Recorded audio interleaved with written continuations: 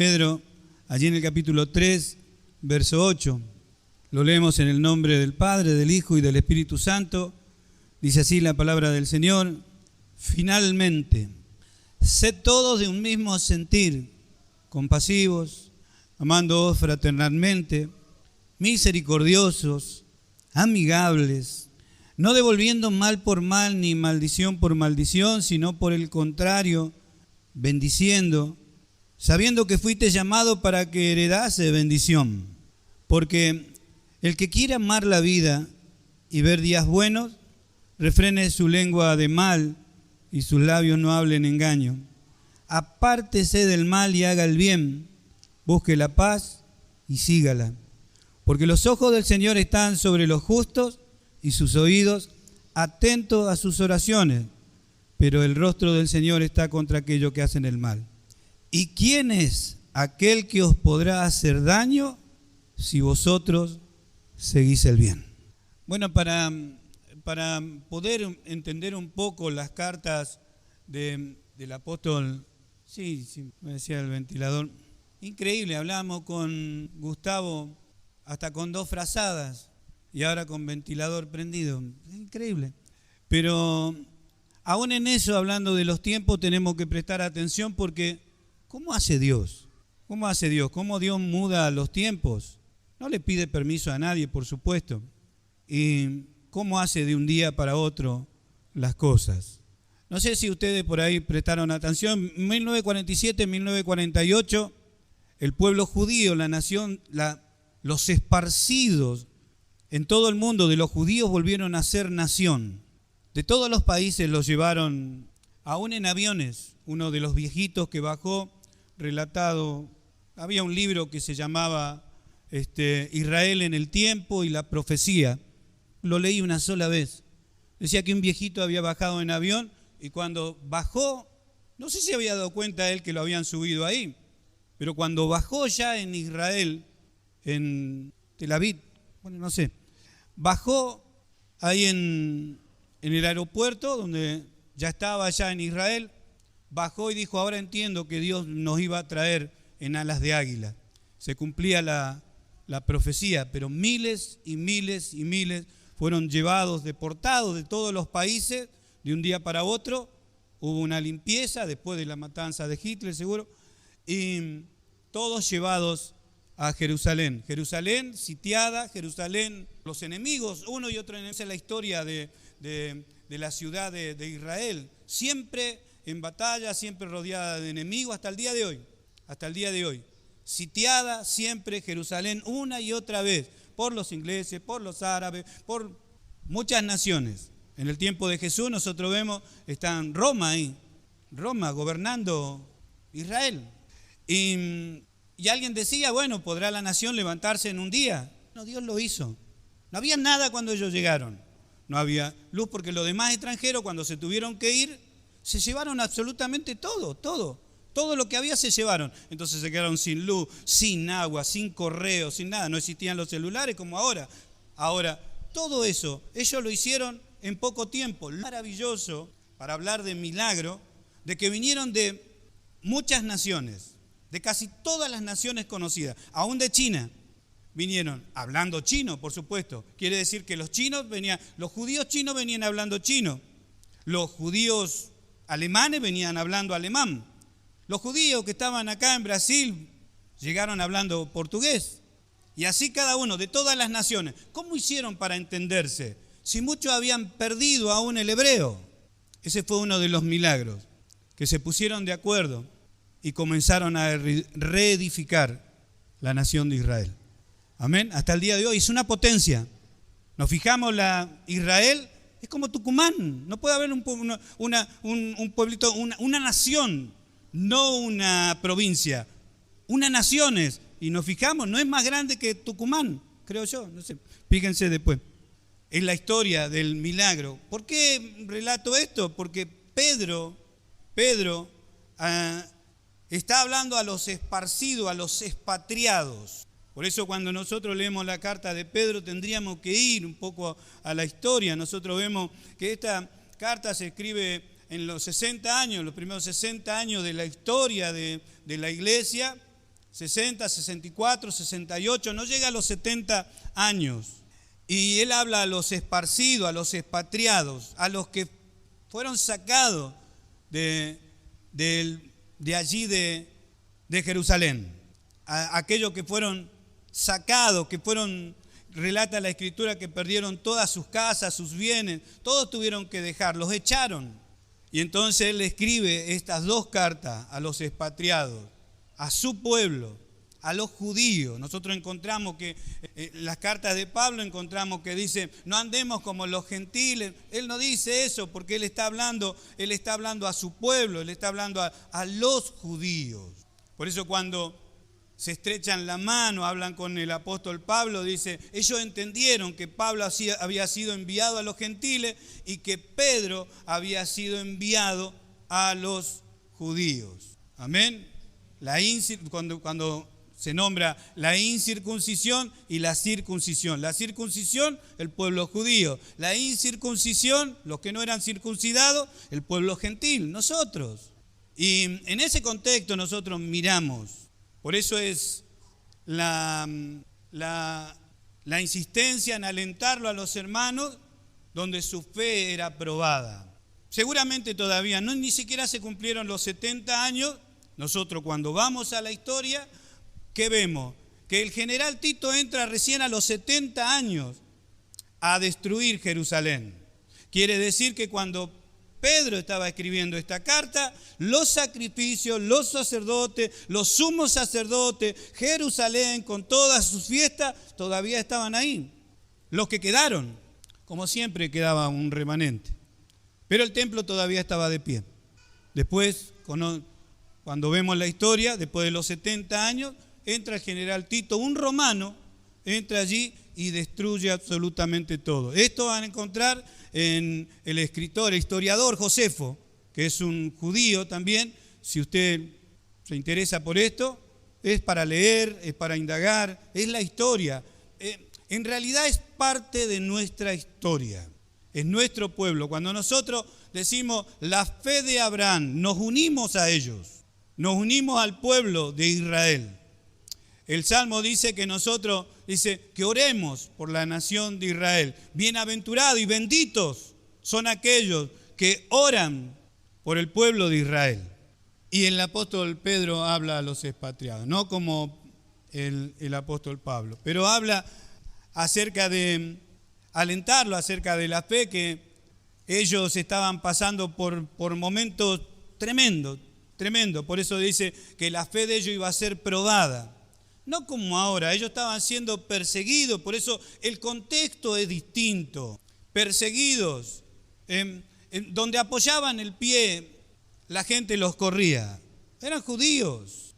Y de un lado para otro, Nerón hacía estragos en ese tiempo. Y aún haciendo estragos en ese tiempo con ellos, él le dice, el apóstol Pedro le dice, respeten a las autoridades. Mire en qué contexto. Nosotros a veces nos quejamos de nuestro gobierno y hasta no oramos por ellos porque mire lo que están haciendo, están vendiendo el país, están haciendo esto. No, es un sinvergüenza, mirá lo que hizo, vendió esta parte, se dieron con esto y nosotros nos olvidamos de orar por ellos. Pero ellos estaban siendo asesinados. Cuenta la historia. En los tiempos de Pedro allí, donde se alentaban unos a otros, porque había que entretener a la plebe, como siempre se utilizó, siempre se levantaron circos en distintas partes de las provincias del mundo. ¿Para qué? Para entretenimiento. Esto era entretenimiento, por eso surgió el circo romano, el Coliseo. Pero esto en distintas partes. ¿Y qué se hacía ahí? Y peleaban. El apóstol Pablo dice, vieron que en la pista todos corren, pero corren porque eso se utilizaba ya, las carreras, las peleas. Esto no es de ahora, pero era ¿para qué? Para entretener a la plebe. ¿Cuál era la plebe? El populacho, los que no eran de la realeza. ¿Y cómo se entretenía? No como ahora, porque todo ha cambiado, el sistema ha cambiado. Antes, se traían animales de todos lados, primero se los domaba, después ya eso no le gustó tanto a la gente, quería derramamiento de sangre, y entonces aparecieron los gladiadores. Aparecieron los gladiadores y así como lo muestran las películas, así más o menos era. En algunas películas más sangrientas creo que ahí es donde realmente dan en el clavo, porque un esclavo no valía absolutamente nada. Y hay veces, y nosotros lo hemos hablado aquí, lo que un esclavo era. Un esclavo, si moría en el campo, ni siquiera lo levantaban, no era ni siquiera una moneda. Por eso cuando nosotros decimos, Señor, yo quiero ser tu esclavo, tendríamos nosotros que por lo menos ir a la historia y ver lo que significaba ser un esclavo. El apóstol Pablo se consideró un esclavo de Cristo y él sabía lo que estaba diciendo. Quizás nosotros tenemos que estudiar mucho para ver el significado y poder decirle al Señor si realmente queremos, si realmente ser su esclavo. Pero bueno, ¿qué hacían? Peleaban y el que no se defendía le largaban los leones y se lo comían. Y la gente que hacía aplaudía, se entretenía con esto. Otra de las cosas que hacían los reyes cuando se juntaban ahí, alimentaban un poco a las personas y la mayoría de las personas, como se ve también en las películas, se juntaba para recibir algo porque era gente que tenía hambre. Igual que ahora, cuando los políticos quieren un voto, ¿qué hacen? Comienzan a repartir mercadería. Lo mismo que ahora. Lo que sucede, que todo está disfrazado de otra manera, nada más. Pero la historia se repite tal cual. Vanidad de vanidades, dijo el predicador, todo es vanidad, todo se repite debajo del cielo. Gracias a Dios que nos ha sentado el Señor en los lugares celestiales. Amén. ¿Pero para qué? Para mirar de otra manera. Por eso, esto, gracias a Dios, si bien lo tenemos que leer con detenimiento y gracias, el apóstol Pedro comienza en el capítulo 1 hablando acerca de los profetas que profetizaron antes que nosotros, para mostrar la figura de Cristo, para mostrar que esto, él apuntaba a las Escrituras. Y cuando capítulo 1, ahí de 1 de Pedro, capítulo 1, verso 11, para mostrarle que cuando él nombra las Escrituras, se está refiriendo a toda la palabra de Dios. Quizá para esto tendríamos que apuntar también el pasaje de Emaús, cuando Jesús dice, le abre los entendimientos y dice, le explica lo que estuvo en los salmos, lo que estuvo en los profetas, amén, en la ley, los profetas, y le abre, dice, las Escrituras, dice, y le hace entender a ellos. Bueno, pero cuando nosotros leemos ese pasaje de que le abre el entendimiento, decimos, wow, habrá soplado y le abrió el entendimiento. No, dice que les explicó, le habló la palabra, le habló los salmos, le habló referente a los profetas y las profecías. Le habló lo que estaba escrito, que es lo que nosotros tenemos que hacer para que Dios nos abra el entendimiento, leer su palabra. Cristo en ese momento nos dijo, miren, lean acá, porque no tenía la escritura, pero Él les relataba lo que habían dicho los salmos acerca de Él, lo que los profetas desde Samuel en adelante habían dicho acerca de Él, y cómo se cumplió las escrituras. O sea que el entendimiento se abre cuando uno lee la Escritura, lee la palabra. ¿Para qué? Para mirar diferente, para pensar diferente. Y en el verso 10 dice, los profetas que profetizaron de la gracia destinada, ¿a quién? A vosotros, inquirieron y diligentemente indagaron acerca de esta salvación, de la que estamos hablando nosotros, de la que hemos recibido, de esta gracia, escudriñando qué persona y qué tiempo indicaba el Espíritu de Cristo que estaba en ellos. Nos detenemos, dice, el Espíritu de Cristo que estaba en ellos. ¿En quién? Profetas. No es nuevo que el Espíritu Santo venga a una persona y le enseñe y le revele. No es nuevo. Aún Saúl dice entre medio de los profetas, cuando empezó a bailar con los profetas allí, había una escuela de profetas, donde si Dios elegía a alguien, enviaba a su espíritu. Moisés, cuando estuvo en el campamento, cansado de dar consejo, allí había más de 2 millones de personas en el desierto, era solamente él que estaba aconsejando y resolviendo problemas, y dice que estaba desde la mañana, dice, hasta que se ponía el sol, estaba en una silla y pasaba la gente y le seguía dando consejos. Entonces vino Jetro, su suegro, y le dijo, mirá, dice, vos tendrías que elegir 70 varones que son de renombre, que se confianza, que son líderes de su familia allí, y los tendrías que poner también como consejeros. Le pareció bien esto a Moisés. ¿Y qué hizo? ¿Qué dice la Escritura? Que el espíritu que estaba en él, del espíritu que estaba en él, fue a las personas, recibieron las personas del mismo espíritu que estaba en él y profetizaron en el campamento. ¿Amén? La historia dice que había 2 que no estaban allí y que andaban profetizando por otro lado, que también eran 2 de los elegidos. Y vinieron y le dijeron, mirá, hay 2 que están profetizando allí. Bueno, está bien, tráelos, esos son elegidos por Dios también. Amén. Bueno, la historia, lo que nosotros podemos apuntar es que del espíritu que estaba en él tenía toda la capacidad, eso quiere decir que tenía toda la capacidad para seguir haciendo, pero estaba cansado, su carne no lo soportaba. Ahora, por eso dice, estas personas estuvieron escudriñando y diligentemente indagaron el tiempo en que esta gracia se iba a manifestar, en tiempo en que iba a venir esta persona que estaba profetizada en las Escrituras. Y de esta manera los alentaba.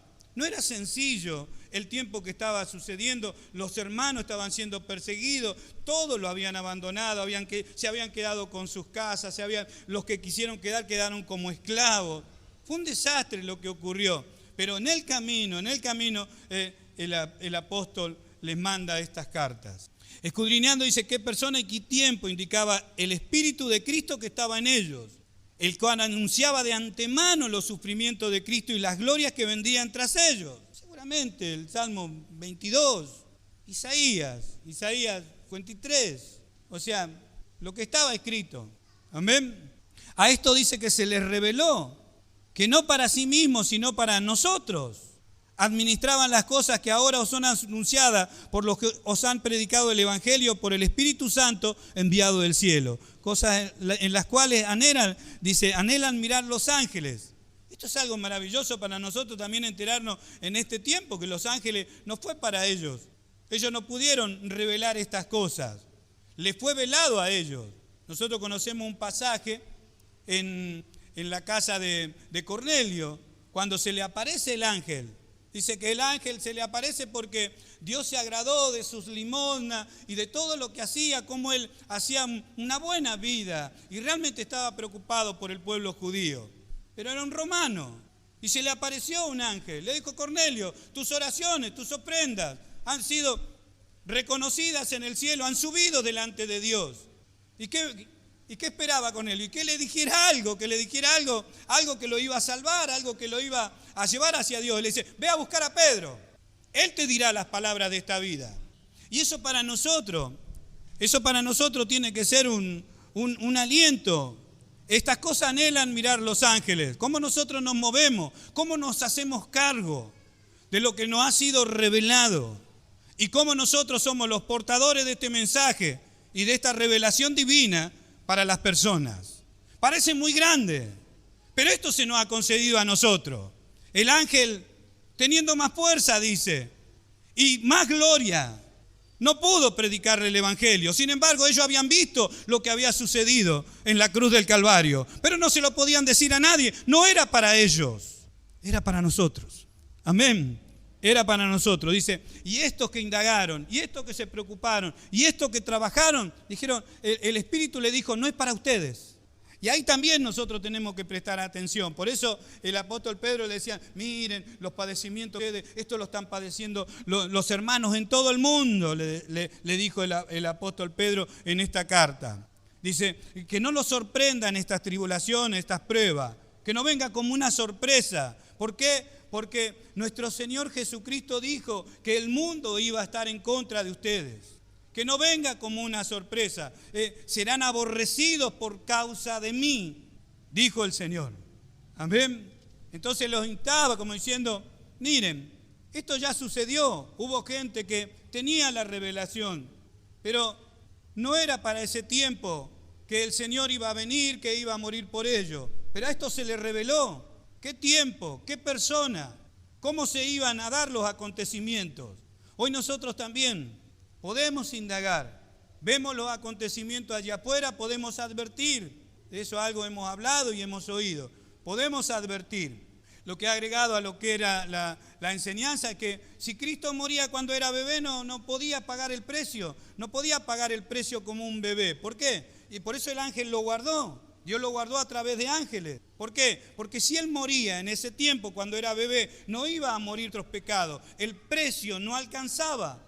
El monto no alcanzaba. Tenía que vivir. ¿Qué era lo que tenía que vivir? La vida que nosotros no podíamos vivir. Si moría a los 12 años, no alcanzaba el precio. Y eso lo tenemos que entender. Tenía que vivir la vida que nosotros no podíamos vivir. Tenía que agradar a Dios en todo. Tenía que cumplir los mandamientos del Padre y vivir una vida que Dios siempre quiso darle al hombre. Y el hombre no pudo vivir. Por una desobediencia se condenó la raza humana. El pecado y la muerte entró. Pero por la obediencia de un hombre, que eso se tenía que cumplir, por la obediencia de un hombre iba a entrar la vida eterna a todos los hombres. Amén. Ahora, nosotros hemos leído, le expliqué por qué los alentaba, cuál era la situación y por qué habla de tantas pruebas. El hermano Marco hablaba de la esperanza. El apóstol Pablo le escribe a los hermanos y le dice que esta esperanza es una esperanza viva, la que nos espera. Los tenía que alentar de esa manera. O sea, mostrándole qué cosa, lo que hemos cantado, el coro que hemos cantado, nos espera una ciudad. Amén. Los tenía que alentar de esta manera, porque no podía mostrarle otra cosa aquí en la tierra. Tenía que mostrarle la patria celestial. Y de eso, quizás nosotros tenemos que hablar un poquito más y alimentarnos de esto para poder ver estas cosas.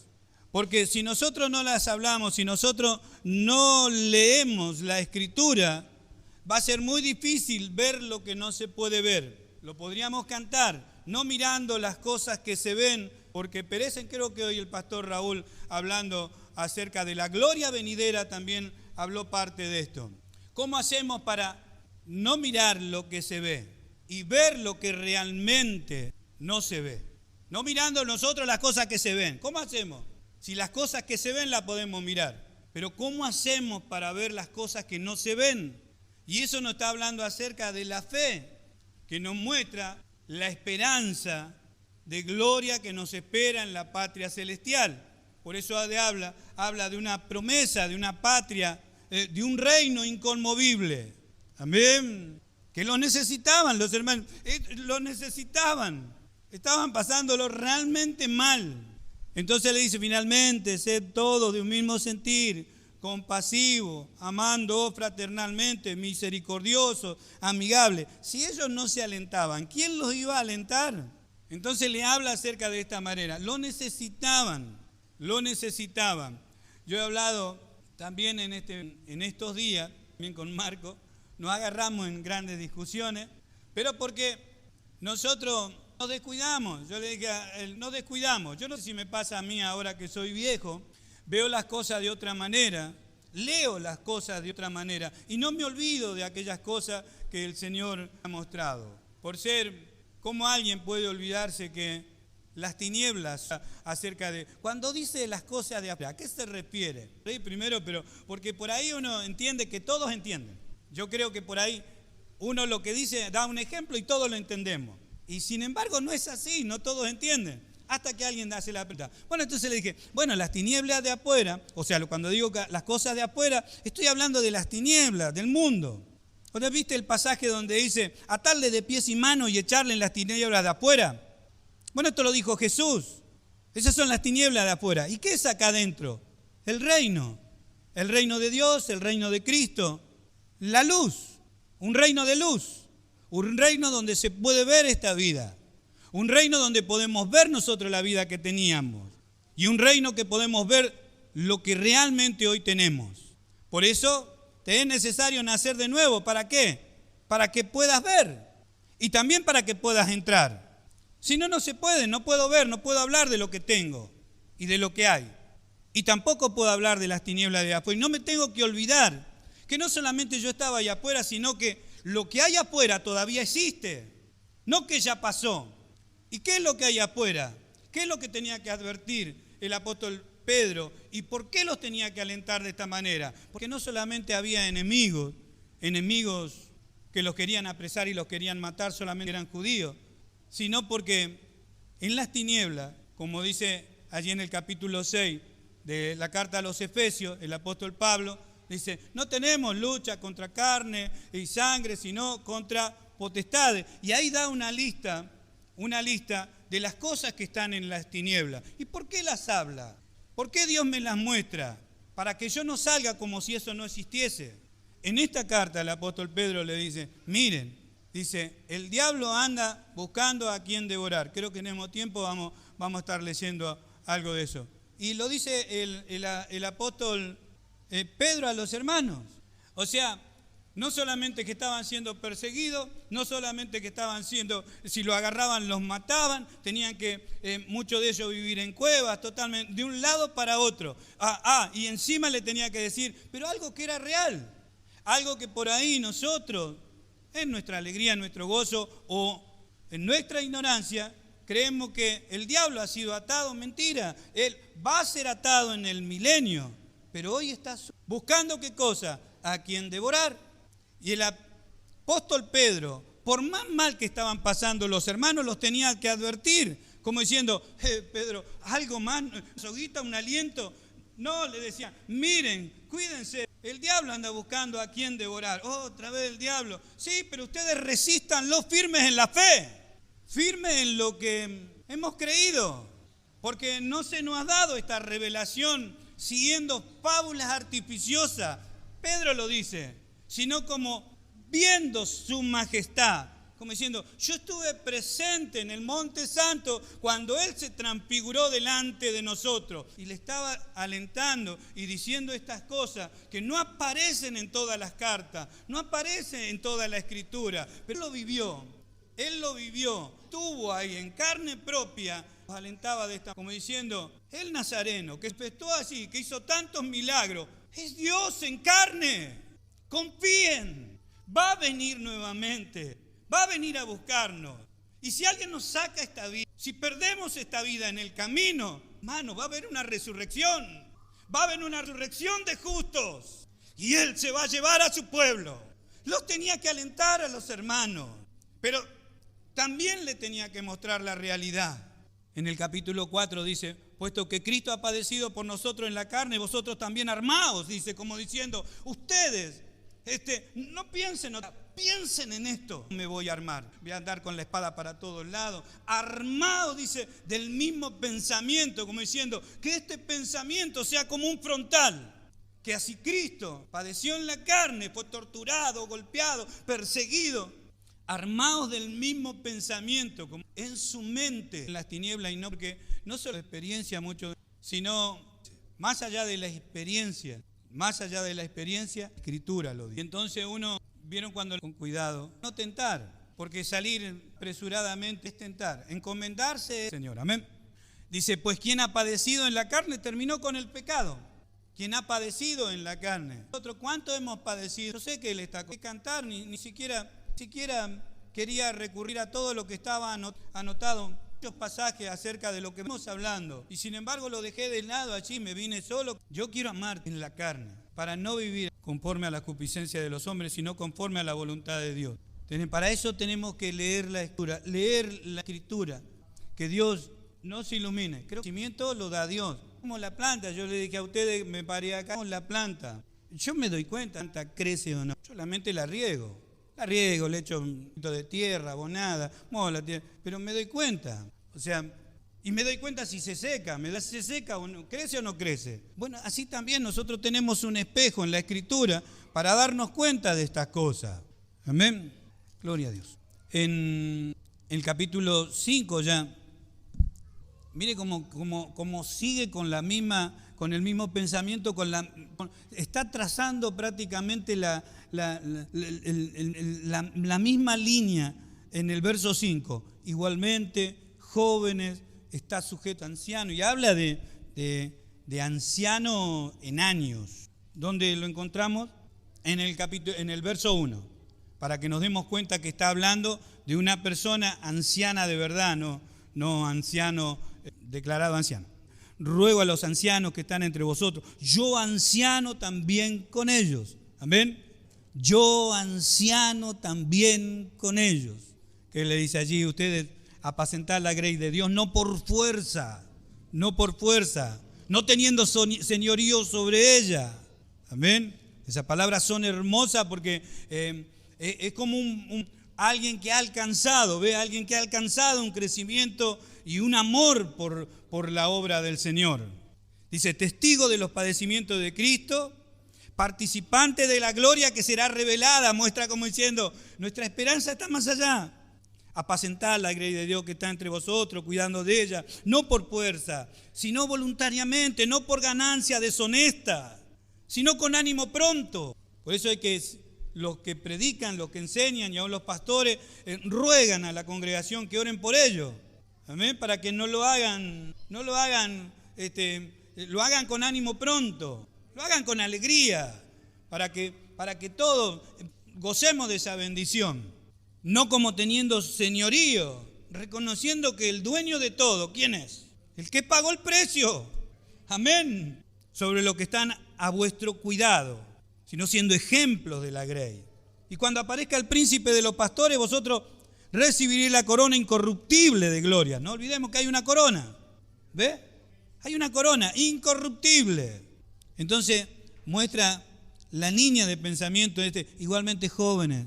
Está sujeto. Recién nosotros leíamos, finalmente, sois todos de un mismo sentir, compasivos, amando fraternalmente, misericordiosos, amigables, igualmente jóvenes, está sujeto a los ancianos, y todos sumisos unos a otros, revestidos de humildad, porque Dios resiste a los soberbios y da gracia a los humildes.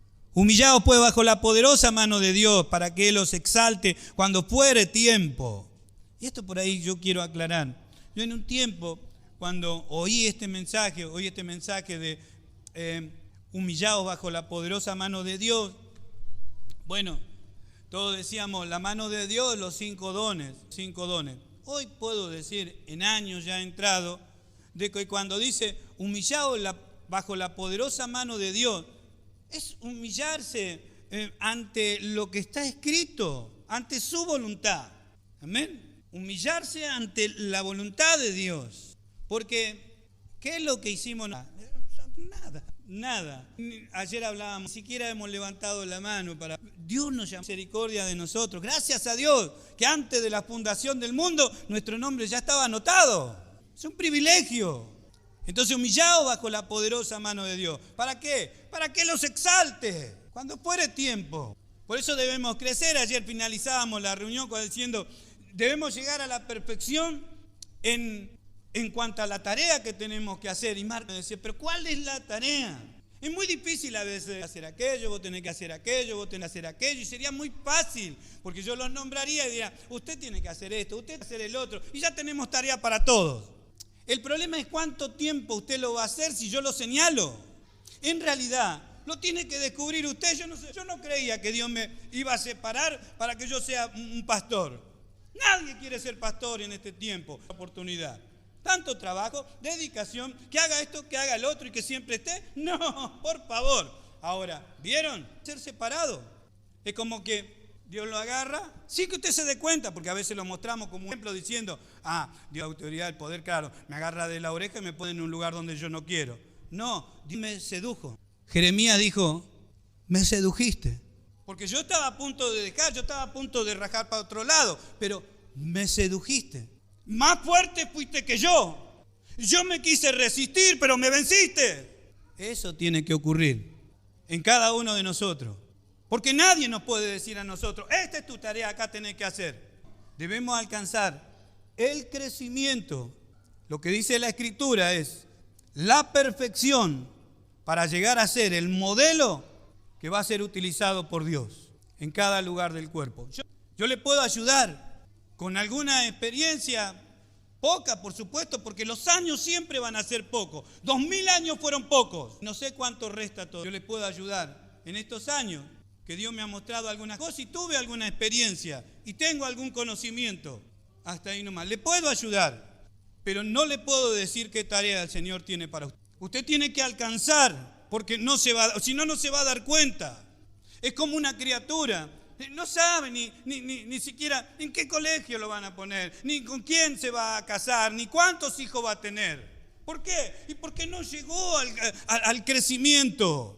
Quizá Dios tiene todo anotado ya, tiene anotado para él y para los que tienen en brazos y aún para aquellos que están en el vientre. Ya Dios tiene todo anotado, pero lo tiene que descubrir, tiene que crecer.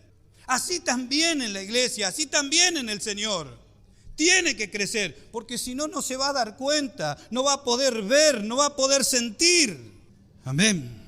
Y esta es una de las poderosas herramientas que puede adquirir el creyente hoy en este tiempo. Yo en un momento, lo de mí, para no tener que hablar de otro, y no lo hablo con orgullo ni nada por el estilo.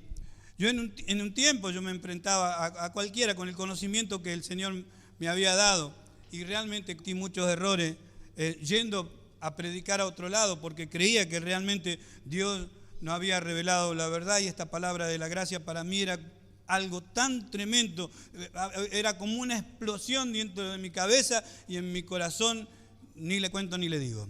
Que yo iba prácticamente solo a otras congregaciones, no, me ponía a predicar y no sé, un día no me sacaron de allí a los piedrazos porque tuvieron misericordia de mí. Y capaz si me hubieran sacado a los piedrazos hubieran sido bien hecho, porque uno tiene que respetar a las personas. Tiene que respetar a los pastores, tiene que respetar a los hermanos, tiene que respetar a los siervos del Señor. Porque por ahí, uno llega a un lugar donde ellos están mal o están en esa condición y están participando de lo que tiene porque alguien le enseñó así. Entonces yo tengo que respetar por amor, tengo que respetar porque el Señor está ahí con ellos, teniendo paciencia. Y he cometido esos errores. Y no es que le he pedido disculpas al Señor, le he llorado delante del Señor, pidiendo que tenga misericordia de mí, que me revele su palabra, hacer lo mismo. Por eso cada vez que leo esto, lo leo para mí, Yo quiero amar la grey del Señor, y no como quien tiene un señorío. No quiero que ustedes hacer cosas que no convienen, nada más. Esta es un arma poderosa, humillaos, la humillación, que es lo que quizá a veces nos cuesta a causa de nuestra naturaleza, pero es una herramienta pero muy potente, no solamente delante de las personas, sino delante de Dios. Amén. Cuando uno se humilla y por ahí es un mar de lágrimas delante de Dios, que el Señor haga su obra en nosotros. Amén. Amén, hermanos, seguimos adelante. Bueno, echando toda vuestra ansiedad sobre Él porque Él tiene cuidado. Amén. Tiene cuidado, no, esto no lo va a cambiar nadie. Dice, toda nuestra ansiedad, todo, absolutamente todo. Aún aquello parece que a nosotros no es insignificante. No, toda nuestra ansiedad es nuestra tarea. Y es enseñarle a los hermanos, todo delante del Señor. Porque Él es el que tiene cuidado. Él quiere oír nuestras oraciones. Él quiere oír nuestra súplica. Él quiere oír nuestro lamento. Porque Él tiene cuidado, porque Él puede sanar, porque Él puede restaurar, porque Él puede fortalecer, porque Él puede revelar. Él es el que alumbra. Entonces, toda nuestra ansiedad sobre Él. No le digo algo al Señor y aunque Él lo sabe, irá esperando que se lo diga como diciendo, ¿qué no vas a? No me lo querés decir porque crees que yo no voy a responder. Echando toda vuestra ansiedad sobre Él, porque Él tiene cuidado. Amén. El cuidado de Dios para cada uno de nosotros. Creemos que porque Dios tiene muchos hijos, Dios no los puede cuidar, que tiene demasiadas ocupaciones. No es así, echando toda vuestra ansiedad sobre Él.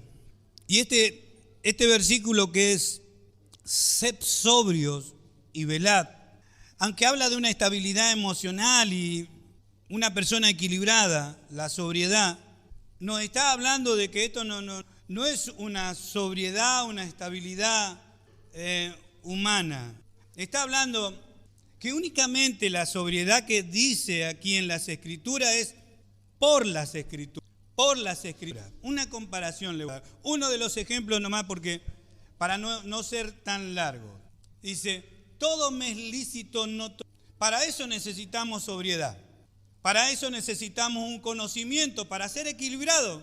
Para eso necesito sobriedad. Sed sobrio y velad. Sed sobrio es suficiente. Puedo saber exactamente lo que hay allá afuera, pero puedo salir como faltando el respeto a esas cosas, como no teniéndolas en cuenta. Si las tengo en cuenta, soy sobrio y puedo velar en eso. ¿Velar qué es? Despierto. Criticamos a veces a una persona, no tiene esa estabilidad emocional y decimos, pero al final estás dormido. La persona que no mantiene su estado de sobriedad, pero sin embargo cuando estamos despiertos, llenos de luz, alumbramos no solamente la Escritura nos alumbra el camino, podemos alumbrar a otros. Amén. Sencillo, amén. Sed sobrio y velad. ¿Por qué? Porque vuestro adversario, esto es a tener en cuenta, un adversario. Es cuando el pastor Juan me explicaba acerca de amar al enemigo. Ese amar al enemigo no es amar a un vecino que no te saluda. Una persona que no te saluda no es tu enemigo, capaz que no le caíste bien, no le gusta tu cara, no te va a saludar. No quiere entablar una conversación. ¿Qué te va a saludar? Pero no es tu enemigo. Un enemigo, me explicaba el pastor Juan, y hoy en día quizá, porque es aquel que me explicó. Pues yo decía, el enemigo es el diablo. No, dice, amad a vuestros enemigos, no puede ser amar al diablo. ¿Y entonces a qué se refiere? Un enemigo es aquel que quiere matarte, es aquel que busca eliminarte. Ese es tu enemigo. ¿Y cómo la Escritura dice que tengo que amar a mi enemigo? Sin el amor de Dios puede, amén. Lo imposible se nos ha dado a nosotros, porque si fuera fácil cualquiera lo haría, pero esto no es para cualquiera, esto es para nosotros, amén. Esto es para la iglesia, esto es para los hijos de Dios, esto es para aquellos que están revestidos de Cristo, para aquellos que tienen presente las Escrituras, para que son sobrios, pero no sobrios porque meter la pata, entonces no digo nada, no hago nada porque no sé si estoy seguro si es verdad o mentira, si es correcto o incorrecto, si lo voy a hacer bien o lo voy a hacer mal. No, sobrio porque tengo seguridad escritural. Y aunque todo me sea lícito, yo sé lo que me conviene. Amén. A esa altura de sobriedad tenemos que llegar. Todos nosotros. Primero por estar firme. El que esté firme mire que no caiga, y es la única manera. Para mirar no caer, uno tiene que estar pendiente del Señor. Separado de mí nada podéis hacer. Y entonces ligado a Él. ¿Cómo?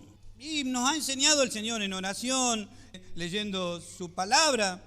Y en comunión con la iglesia, donde Él envía bendición y vida eterna, amén. Echando toda vuestra ansiedad sobre Él, porque tiene cuidado de vosotros. Sed sobrio, velad, porque vuestro adversario, un adversario, aquel que, miren, no nos quiere para nada. Este sí que no nos quiere para nada. Si Él pudiera, nos hubiera eliminado a todos. No lo puede hacer, pero vemos el daño que hace. Aún alrededor nuestro, si no nos puede tocar. Si no nos puede tocar, va a hacer daño alrededor nuestro. Para amargarnos, para entristecernos, preocuparnos desmedidamente, que por ahí eso es un pecado. Preocuparnos desmedidamente. Preocupado está bien, desmedidamente, como metemos una falta. Yo por eso vine a llorar acá delante de Dios. Preocuparme desmedidamente como tener desconfianza de Dios. Y entonces Él me tiene que enseñar. Amén. Él me tiene que enseñar. Sé sobrio y velad porque vuestro adversario, ¿quién? El diablo. Nombrado a veces demasiado en algunos lugares y a veces en otros lugares nombrado demasiado poco, como si no estuviera. Y para eso también necesitamos la sobriedad. Porque que yo no lo nombre no quiere decir que desaparezca, ni esté. Juan en su primera carta dice que el mundo está bajo el maligno. Amén. Eso es una realidad que nosotros lo tenemos que hablar, capaz que hablar estas cosas con los chicos, no, pero lo tenemos que tener presente y también para poder enseñar, amén. Porque dice que anda como león rugiente, no sé por qué Pedro emplea la palabra león, algunos andan rugiendo, este es un león. Pero lo habrá tomado el apóstol Pedro porque él tenía conocimiento de los coliseos que se habían levantado, el coliseo romano y todo andaba haciendo. Los cristianos eran, en el tiempo de Nerón, esta carta, esposas los envolvían, hacían como si fuera así, tiraban brea, no era una pileta, pero era un lugar donde los empapaban en brea, los colgaban en un madero por no ir a los detalles y los prendían fuego. ¿Quién hacía esto? Nerón. ¿Por qué lo hacía? Porque alumbraba así su parque, el parque que él tenía y las plazas que él tenía. Esto es historia, esto es historia. Si nosotros queremos conocer esto no para tener miedo, sino que por eso hablaba de pruebas, por eso hablaba resistir firme en la fe. Porque ¿quién quería ser cristiano en ese tiempo? A ver, viendo una cosa así, que a los cristianos se los maltrataba de esa manera, ¿quién quería ser cristiano? Mire qué tiempo estaremos de apostasía que hoy nadie quiere ser un verdadero cristiano. Y sin embargo, el gobierno no persigue a nadie. No lo están incendiando, no alumbran el parque con los cristianos ahí. Porque no hace falta. Un cristiano escucha la verdad que no le favorece y se va a otro lugar.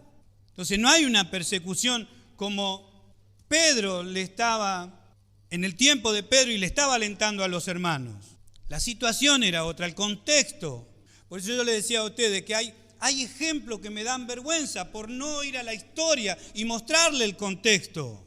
Y lo de león rugiente, bueno, habrá visto, soltaban los leones y se lo comían a cristianos. Y cuando hablo de cristianos, los leones comían a las mujeres, a los niños y la gente, sus secuaces también. Esto a todos les gustaba. Hoy no es diferente, por eso lo dice como león, porque cuando un cristiano cae, no sé, harán fiesta lo de las tinieblas. Por eso ninguno se goce cuando habla del amor, dice, ninguno se goce con la injusticia, sino gocémonos con la verdad. Amén. El amor cubrirá estas cosas, el amor hará que nos alentemos, nos afirmemos, y por más que caigamos, alguien esté para levantarnos. Amén. Esto es una realidad. Esto no hay que... Pedro terminó de escribir la carta y al diablo lo sacaron y lo metieron en un cajón. Esto siguió adelante. Pero la advertencia para los cristianos, aquellos que estaban pasándola realmente mal, se sumaba a esto. Pero por más que se sumaba a esto, le dijo él, resistid firme en la fe. Amén. Y ahí está. Al cual resistid firme en la fe. O la fe que podemos alcanzar nosotros también. Envolviendo en brea y me lo prenden fuego, discúlpeme, pero yo dejo la Biblia, le dejo la mantilla y me voy para mi casa. Yo no podría hacer absolutamente nada. Pero el apóstol Pedro, aparte de lo que estaban sucediendo con los hermanos, le decía que el diablo andaba como un león rugiente buscando a quien devorar, pero resistan firme en la fe. Amén. Resistan firme en la fe. Sabiendo que los mismos padecimientos, y esto era un aliento para que puedan orar los unos por los otros, para que estén sobrios y velando, sabiendo que los mismos padecimientos se van cumpliendo. Hemos oído hablar al apóstol Pablo diciendo que en él se cumplía, faltaba, como dice, lo que falta, los sufrimientos que faltaban. Entonces algo de eso el apóstol Pedro pone. Resistí firme en la fe, sabiendo que los mismos padecimientos se van cumpliendo. ¿Se tiene que cumplir esto? ¿Se tiene que cumplir en nosotros los padecimientos? Amén. Resistí firme en la fe.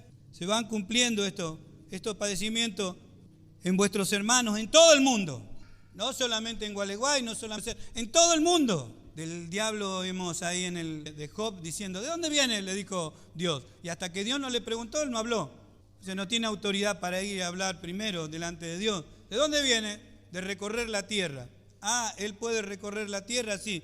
Estos padecimientos se van cumpliendo en el mundo, en todos nuestros hermanos. No somos los únicos, estos somos los únicos, los primeros. No vamos a hacer, tenemos que enseñar, tenemos que advertir, tenemos que aprender. O sea, tenemos mucho trabajo para hacer. A veces creemos que no vamos a hacer nada y que no hay nada para hacer. Hay mucho para hacer. Hay un trabajo que se le ha dado a la iglesia que es orar. Por eso yo le di gracias a Dios por aquellos hermanos que están orando por mí, que están haciendo este trabajo. Orar los unos por los otros. Amén. ¿Cuánto damos gloria a Dios? Verso 10 dice, mas el Dios de toda gracia que nos llamó a su gloria eterna en Jesucristo, después que hayáis padecido un poco de tiempo, Creo que lo escuché hablar al pastor Raúl en esta mañana diciendo, esta leve tribulación momentánea. ¿Amén?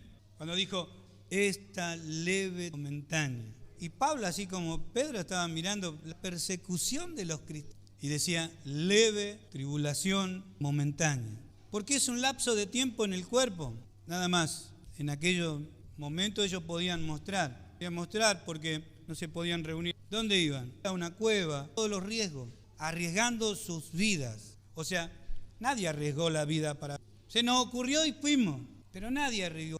Antes, para reunirse los cristianos, arriesgaban su vida. Yo la verdad que me maravillo porque yo digo, ¿cómo querían? ¿Cómo es que el Espíritu movía a reunirse igual?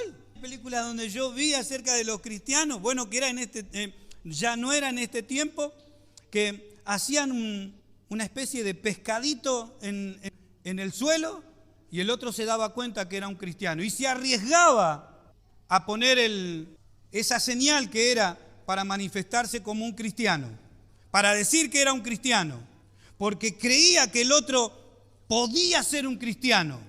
Y de esa manera se comunicaban unos a otros y después se reunían en un lugar.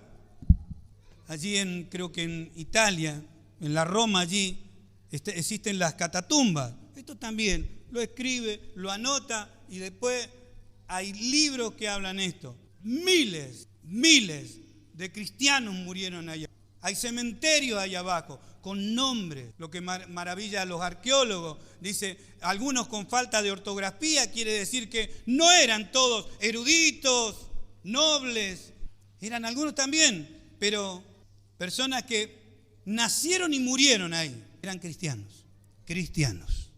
Por eso el aliento, amén, y por eso la advertencia. Por eso decía, vuelquen toda su ansiedad delante del Señor. Porque Él tiene cuidado de vosotros. Y aunque parezca que Dios se ha dormido, no se durmió. Él está atento, aunque tengáis que padecer. Pero por el cumplimiento y para que se forme nuestro carácter, para que realmente nuestro orgullo, nuestro ego se haga pedazo de una vez por todas y realmente nos humillemos bajo la poderosa mano de Dios, que es su voluntad. Amén. Mas el Dios de toda gracia que nos llamó a su gloria eterna en Jesucristo, después que hayáis padecido un poco de tiempo, Él mismo os perfeccione. Fuimos hablando cada uno al cura a la medida que Dios nos ha concedido para que nos encontremos con las obras que han sido preparadas de antemano. Quizás lo dije muy rápido, pero es así. Efesios capítulo 2, verso 10, donde nos vamos a encontrar en la estatura, en esa perfección cuando uno alcanza. Este vaso, esta copa llegó a la perfección, no se va a convertir en jarra, llegó a la perfección. Lo que fue preparado, todo este material para hacer una copa ya está, nadie le puede agregar más nada. Sirve para copa. Algunos de ustedes van a servir para copa, otros con el material que Dios ya ha volcado en cada uno de ustedes. Ya lo ha volcado, solamente lo está perfeccionando. O sea, le tiene que dar crecimiento para convertirlo en jarra.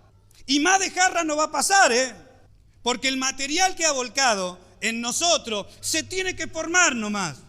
De eso habla Pedro también en esta carta, diciendo que ya hemos recibido esta vida. Las cosas que pertenecen a la vida y a la piedad nos han sido dadas, pero tienen que desarrollarse, perfeccionarse. Y el Señor ha elegido los sufrimientos para esto. Amén. ¿Cuánto damos gloria a Dios, hermanos amados? Él mismo os perfeccione, afirme, fortalezca y establezca. Como diciendo, esto no lo va a mover nadie. Una vez que llega, no lo mueve nadie. A pesar de las tormentas y cosas, no lo va a mover nadie. Amén. A Él sea la gloria, dice el imperio por los siglos de los siglos. Amén. La segunda carta la dejamos para más adelante. Mire qué bueno esto también que le quiero compartir, el verso 12. Por conducto de Silvano, a quien tengo por hermano fiel, os he escrito brevemente, amonestándoos y testificando que esta es la verdadera gracia. Amén. Que esta es la verdadera gracia. Entonces estas cartas son dignas de leer, releer, volver a leer, volver a compartir. ¿Por qué? Porque Él afirma esto. Esta es la verdadera gracia. Lo demás es cuento. Pare de sufrir. Tendrían que hablar con Pedro. Tendrían que hablar con el apóstol Pedro. Todos los que andan diciendo por ahí tendrían que hablar con el apóstol Pedro. Y van a hablar con el apóstol Pedro. Porque las naciones van a ser juzgadas con los que van a venir a reinar juntamente con él. No sé dónde se ve, creo que la Escritura dice que van a pedir, dice, a las rocas, dice, caed sobre nosotros. Cuando vean los ojos de aquel que no va a venir en forma sumiso, sino dice, nadie vio esto porque del Cordero se habla siempre una cosita que si usted lo apura lo agarra. Pero dice, la